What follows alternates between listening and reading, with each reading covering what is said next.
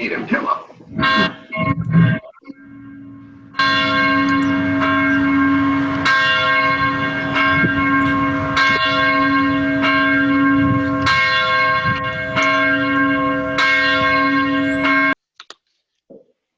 Good morning, everybody.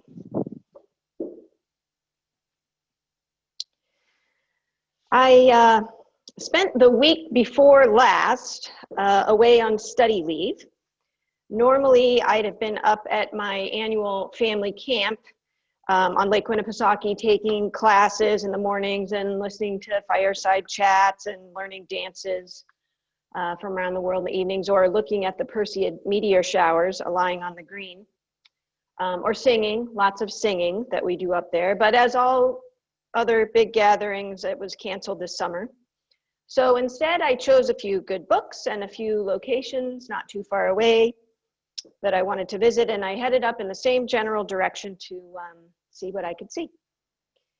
There was no need for me to load my camp boxes into the car full of the rugs and plastic plates and small fans and other things. I didn't need to pull out the folding table, the pillar candles, the cheese cutting boards, all the stuff I usually take up there. Instead, all I needed was a few pieces of clothing, my hiking boots, some water, and a mask, of course.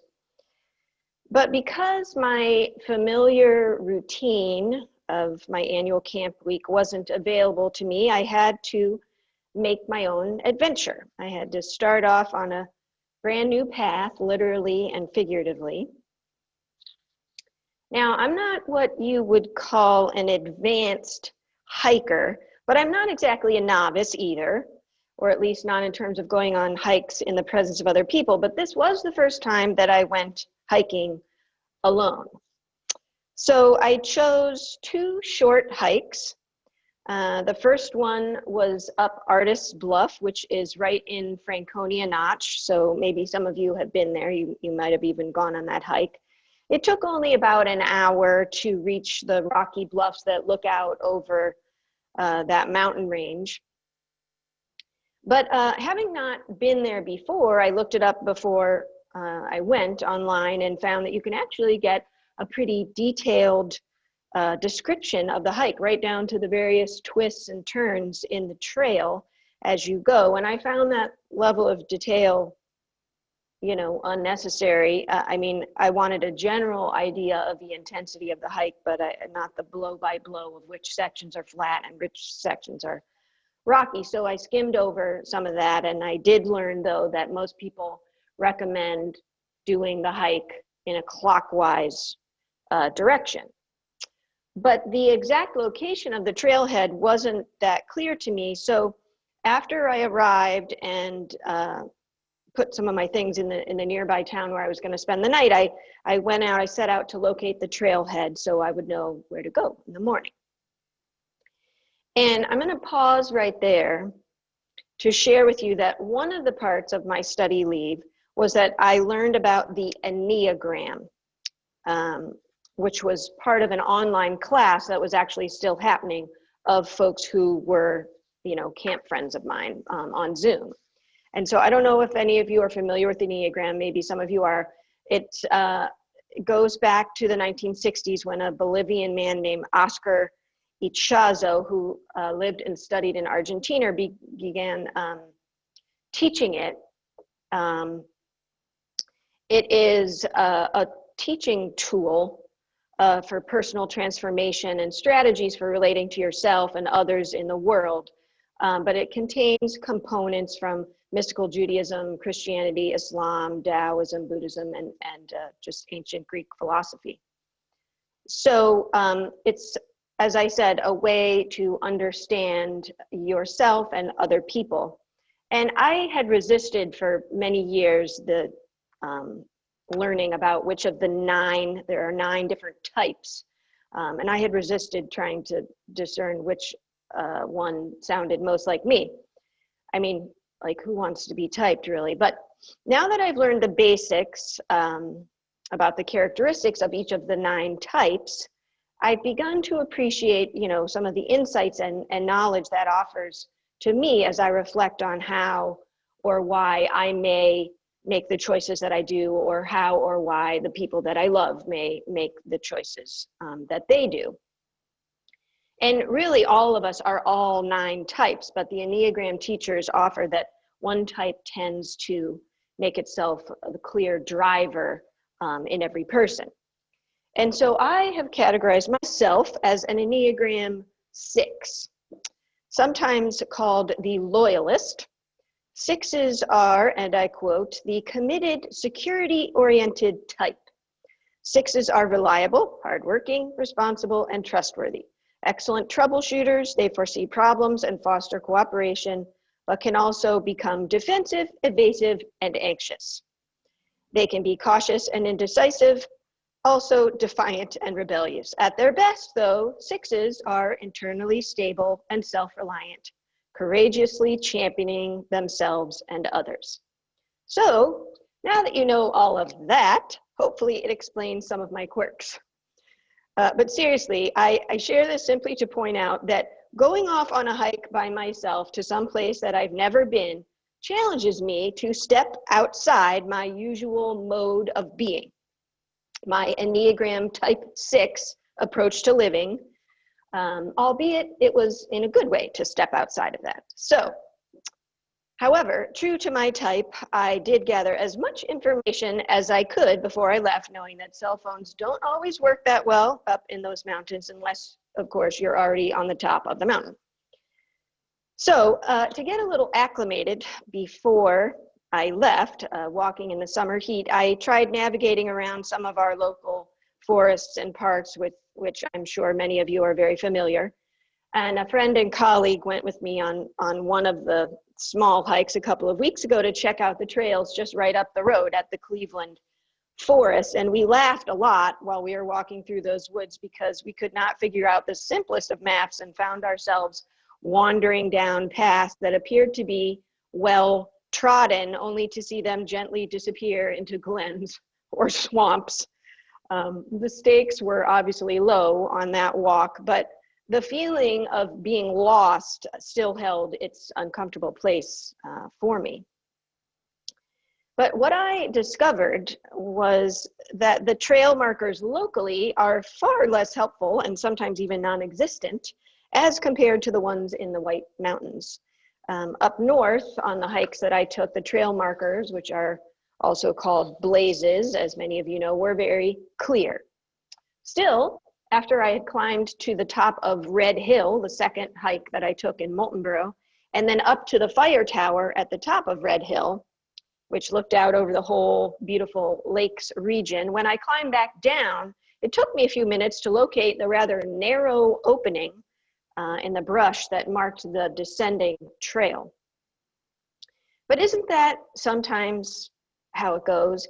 You think you know where you're going, that you're in familiar territory, and then suddenly you find yourself in a wilderness.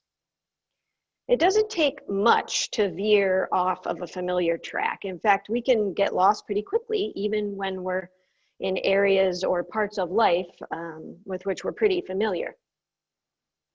I mean, after all, most of us are pretty healthy until we get sick. You may have prepared yourself in a particular field of study, begun a career in that field, and then lost that job or been fired or furloughed and discovered that you need to change directions completely. You may have started out married and ended up divorced. You have so much passion for your life's work, but one day you find yourself burned out or disillusioned. We all get bumped off our paths at one time or another, most of us many more times than once.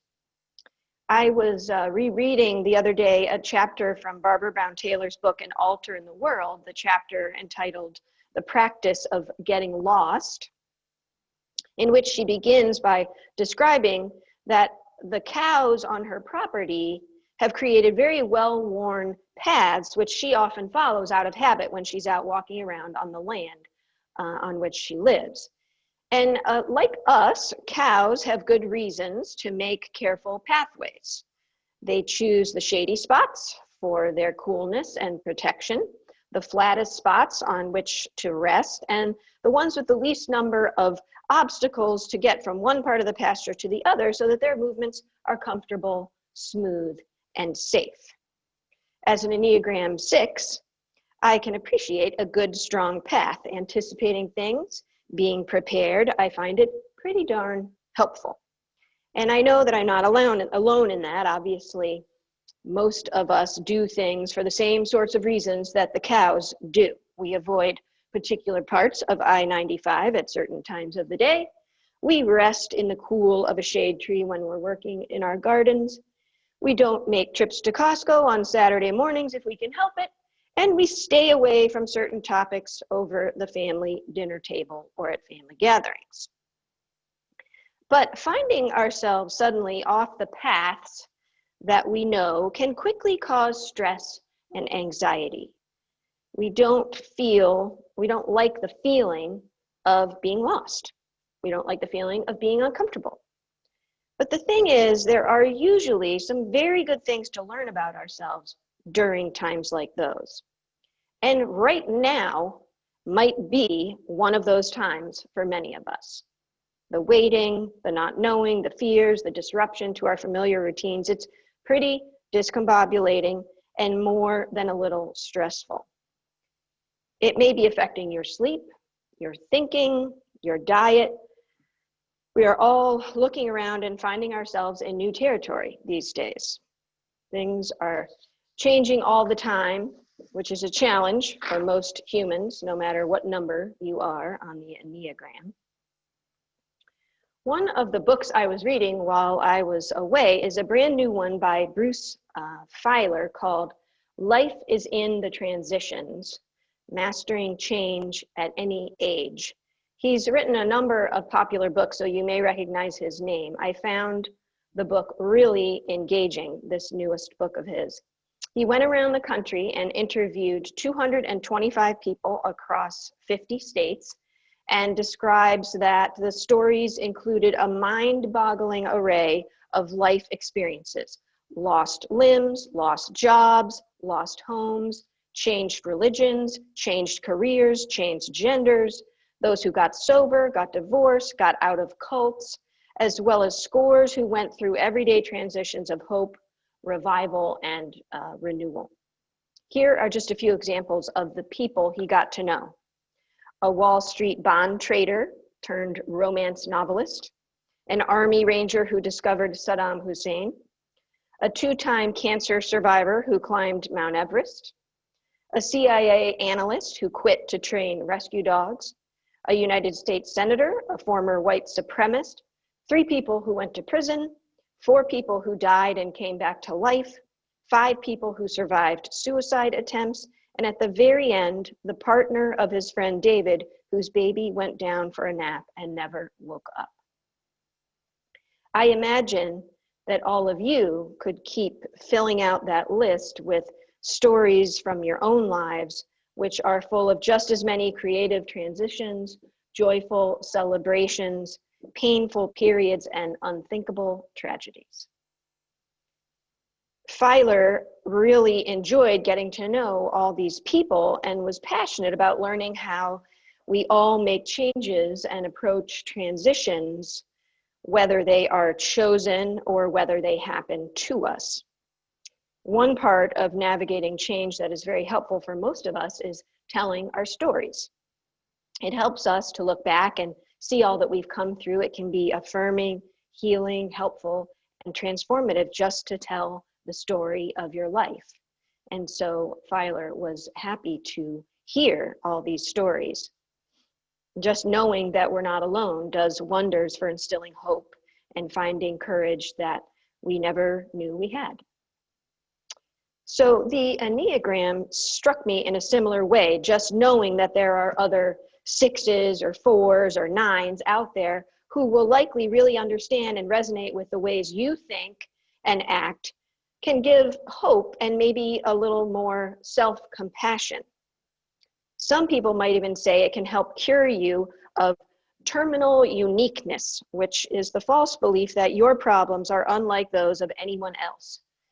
Deep down, we know this is not true, Most of us share more feelings and experiences than we realize, but it's helpful to be aware of that when we get so wound up in our individual fears or the peculiarities of our own story.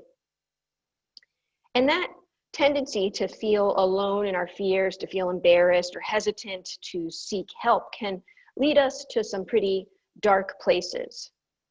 Are we worthy of being found if we get lost?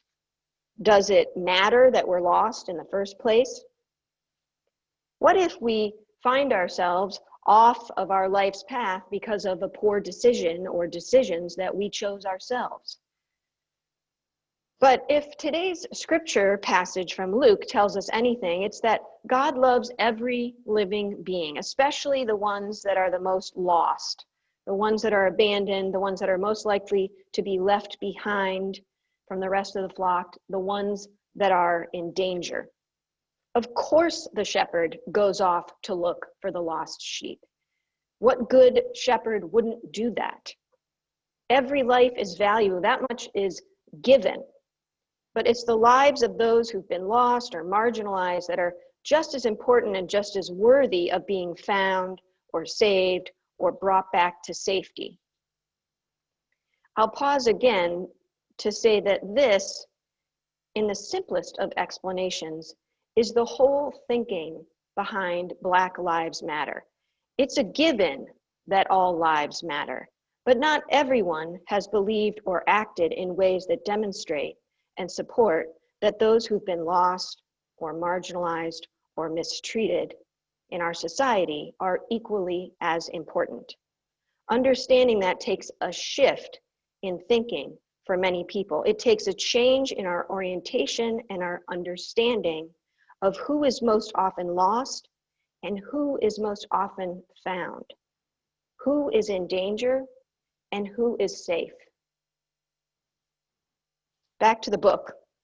In setting out to see how people found their way through being lost or confused or rejected, Filer purposely asked people the same questions, the same set of questions, so that he could code all the data and use it to great effect when writing his book. In this way, through short bits of many different stories, his readers can learn how people create and sustain lives of meaning and purpose, or simply be well and happy even in the face of so much change, anxiety, fear, and stress.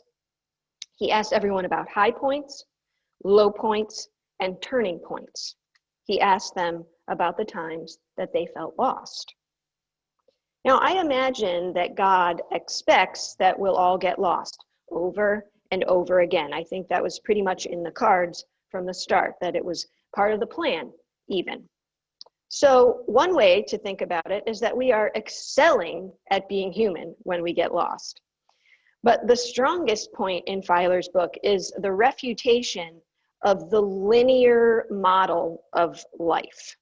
He makes it clear through research of many previous models like that relating to life stages or grief stages, any sort of stages lined up in a row, that the reality of our life stories of all the people he interviewed, and as many of you would know, is that no one moves smoothly in order from one life stage to the next. The truth is that the average person has as many as 2 or 3 dozen of what he calls the 52 most common disruptors in life, which he has identified as big changes like getting married or a child leaving home, death of a loved one, beginning or ending school, changing jobs, moving, addiction, having a personal calling, financial changes, caring for someone who's ill, or retirement, just to name a few of the 52 that he has identified. And 4 or 5 of those disruptors that we all experience will even become what he calls life quakes, which he defines as a forceful burst of change in one's life that leads to a period of upheaval, transition, and renewal. So if you're not in a life quake right now, I think this pandemic certainly counts as a disruptor for just about all of us. Our experience in this time may already be engaging you in a period of upheaval, transition, growth, or renewal. Some of us may emerge on the other side of it, whenever that will be, having reprioritized our lives. We may see changes in ourselves, changes in those closest to us, in our government, in our places of work, in the way we work. We may see changes in our church, in what's most important to us as a community, and in the kinds of things that we choose to do together. But right now, we're still in the middle of it all. The author, Margaret Atwood, says, when you're in the middle of a story, it isn't a story at all, but only a confusion, a dark, roaring blindness, wreckage of shattered glass and splintered wood, like a house in a whirlwind, or else a boat crushed by the icebergs, swept over rapids, with all aboard powerless to stop it. Now, that doesn't sound so great and certainly not easy, but I think it's just how it's supposed to feel. We're supposed to be confused, upset, and fearful. We're still in the middle of it all. But as André Gide, a French author and winner of a Nobel Prize in Literature, said, one doesn't discover new lands without consenting to lose sight of the shore for a very long time. I've shared with you today the idea that there's no escaping that we will not always be able to walk along the familiar cow paths of our lives. There are a lot of times when we find ourselves on unfamiliar ground and when we purposely set out to make new paths for ourselves. We can expect that they will be challenging. Consider our ancestors that we have read about in the Bible, like Moses or Sarah or Abraham or Jacob or Rebecca or Hagar. All of them found themselves on paths they never expected. Many of them found themselves in a deep wilderness for a long time. But as with them, God is with us no matter where we are, and we will find our way back to the people, relationships, and places of meaning and safety that will support us as we grow, even when it feels like that may never happen. One evening, while I was away after my hike up Artist Bluff, I went to visit the summer home of Robert Frost, which is also in Franconia Notch. He spent many summers there writing his famous poetry and looking out onto those mountains. There is a loop trail that runs behind the house on which visitors can walk and stop along the way to read some of his poetry, which is printed on large placards. This morning, we've been thinking about the reality that we will take many different and changing paths in our life. And hopefully you've thought about some of the times in your life that you already felt lost and how easily that can happen. I hope that you have been able to learn and grow from those experiences you may have had in your life.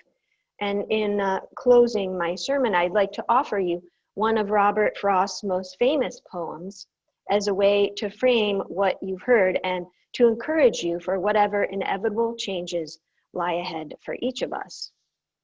This is The Road Not Taken. Two roads diverged in a yellow wood, and sorry I could not travel both and be one traveler. Long I stood and looked down one as far as I could to where it bent in the undergrowth. Then took the other as just as fair, and having perhaps the better claim because it was grassy and wanted wear, though as for that, the passing there had worn them really about the same. And both that morning equally lay, in leaves no steps had trodden black. Oh, I kept the first for another day, but knowing how way leads on to way, I doubted if I should ever come back. I shall be telling this with a sigh somewhere ages and ages hence, Two roads diverged in a wood, and I took the one less traveled by, and that has made all the difference. May you rest in knowing that whatever path you choose, or whatever one you find yourself on, God is with you. No matter where you end up or how many twists and turns your life takes, you will grow and learn with stories to share that will tell the tale of a full life, one of creation and connection, overcoming fear and confusion, maintaining hope, and hopefully knowing peace, God willing. Amen.